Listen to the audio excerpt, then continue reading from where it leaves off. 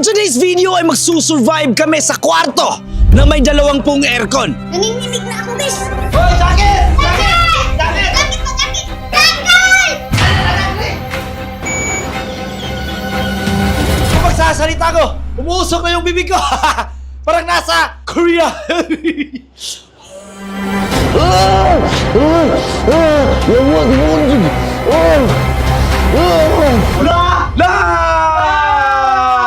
Okay boys, damhin nyo na ang init sa labas dahil papasok na tayo sa Mount Everest. Mga bobo!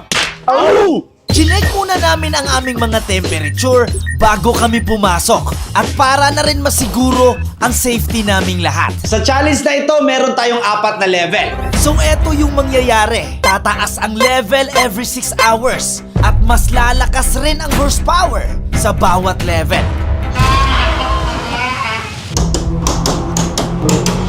Welcome to level 1. At para masukat namin ang buong temperature ng kwarto, Meron tayo ditong hygrometer. Tapos na kaming mag-set up, kailangan na namin ng ilaw at saka matutulugan. Dahil sa sobrang sealed ng kwartong ito, hindi namin sila maririnig sa labas, kaya gumamit kami ng walkie-talkie. Walk it like I talk it. Walk it like I talk it. Maginaw, hindi. Hindi, kaya-kaya pa. Maginaw, bro, makaya pa. Basic o hindi? Basic! Level 2!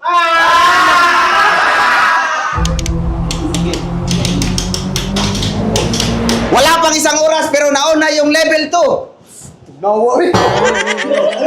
Sampung aircon na ang umaandar at sa puntong ito, ibang-iba na ang lamig na tumatama sa aming balat. Guys, sobrang lamig na! Kung naranasan nyo magbagyo at basang-basa kayo tapos humangin, eto na yon. Level 2 pa lang. Sobrang payat ko kasi, kaya madali akong giniginaw. 17.7 degrees Celsius na yung temperature. Bedmaster, i-on mo na yung level 3! Wag naman. Kailangan muna naming bigyan ng hangin para makatulog na kami. Gago! Sa tingin ko, hindi kami makakasurvive kung i-on to lahat. And his name is John C.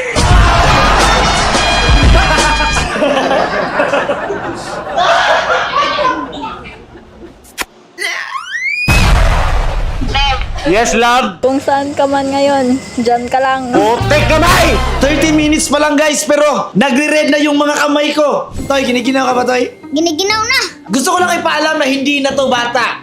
Ilang taon ka na? Tar 33. Tar 33 years old. Dahil ikaw yung pinakamaliit dito, meron akong gagawin sa'yo na hindi ka magiginaw. Ang tawag sa technique na to ay Damami Returns.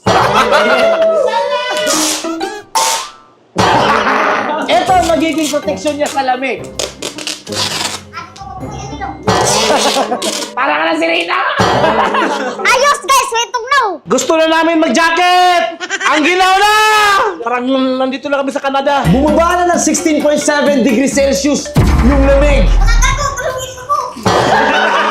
Tumataki na ang labis na paglamig ng kwarto at dahil wala pa kaming hapunan, mas nagpipenetrate yung ginaw dahil wala masyadong maika-convert na init ang aming katawan. Spray, spray!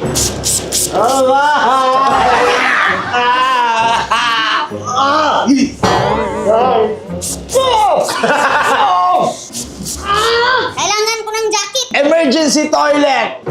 Ay! Gawa na eh! Ito yung problema pag malamig dahil palagi kang naiihi. Magtipid tayo dahil magagamit pa ito mamaya. Para na kami mga sisiw dito. Gusto na namin kumain. Gusto namin hot pot. Kape.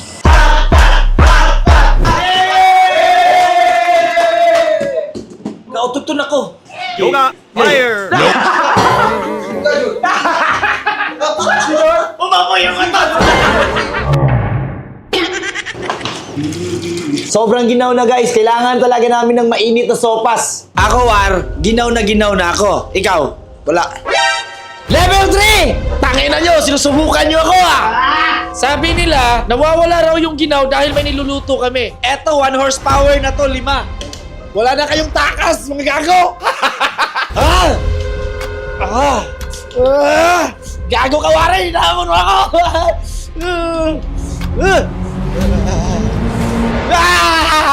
Kapag sasalita ko, umuusok na yung bibig ko! Parang nasa Korea! Nanginginig na ako, guys. Nagkakamali tayo sa desisyon natin! Ang lamig na. Nasa level 3 na. Ito na talaga ang totoong malamig. Pakina mo, hinahamon mo ako eh! Guys! Kung ganito para sa Amerika, ayaw ko na pumunta sa Amerika!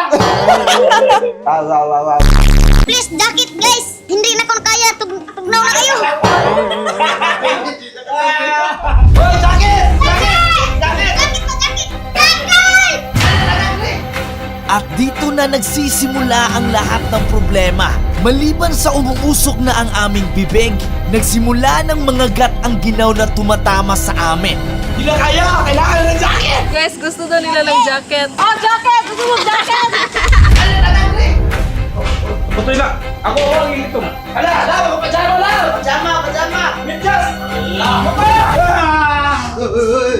Ang di nila alam, meron akong technique. Ito yung pinakamagandang part! Umuusok yung bibig ko! Beast hoodie! Kaya yan eh! Hinga mo na ito! Para kang si Toki! Kore! Parang hindi ko na kaya. Para hindi ako makasurvive dito. Sa sobrang ginaw guys, tingnan nyo! Kahit ito, kaya kong kunin na gamit lang ng aking kamay. Hindi na ako naiinitan dahil sa sobrang ginaw. Yung mga sipon namin lumalabas na. Sa sobrang ginaw ng kwarto, nahihirapang kumulo ang tubig. Kanina pa to guys, hindi kumukulo dahil sa sobrang lamig. Naiihi na naman ako. Palawang beses na yan. Sa wakas ay nakakain rin kami. Yun nga lang, ang hapunan namin ay nasa alas 9 at sa anggulong ito, para kaming mga banyagan na kumakain ng sopas. Guys, listen! Malamig o hindi? Malamig! Wala na akong naririnig na hindi! Gusto nyo level 4 na? Yes! Gusto mo hindi? Hindi pa. Hindi pa. Hindi! Hindi! Kore! Gago! War, anong masasabi mo, War? Ihi naman tayo! Wala. Siya!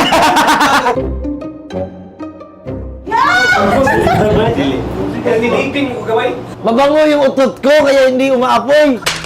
Chinek namin ulit ang kanilang mga temperature at chinek rin namin kung gaano kalamig na ang buong kwarto. Bumaba na ng 16.4 degrees Celsius yung lamig. Noong nag-search ako sa Google, pag bumaba raw ng 18 degrees pababa ang temperatura, ay pwede kaming magkasakit. Gusto ko lang rin na ipaalam na meron pa kaming 5 set ng 1.5 horsepower na hindi pa napapaandar. At dahil dyan, meron akong sorpresa sa inyo.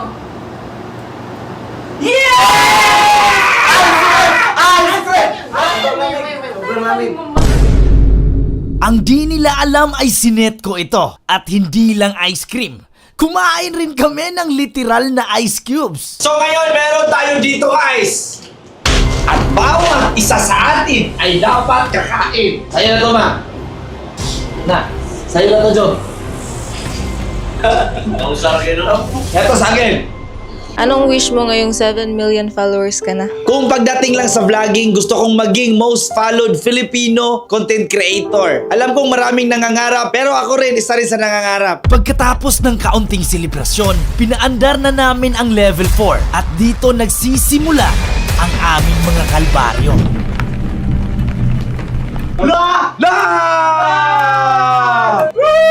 Malamig na dito, 13 degree na. Ang ginawa. Nililibang na lang namin ang aming sarili para makalimutan ang dinadamang lamig. Pero sa pagsapit ng alas 3, hindi ko inakalang ito ang mangyayari.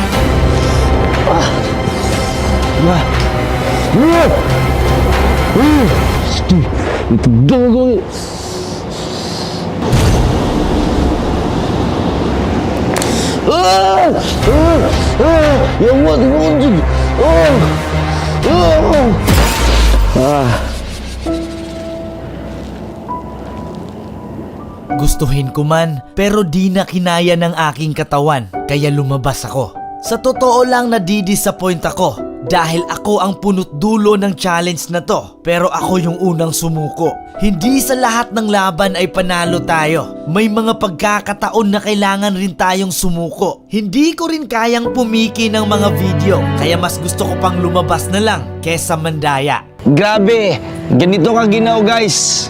Oh, nahihilo ako sa loob. Grabe, sobrang ginaw. Yung katawan ko, hindi na makontrol.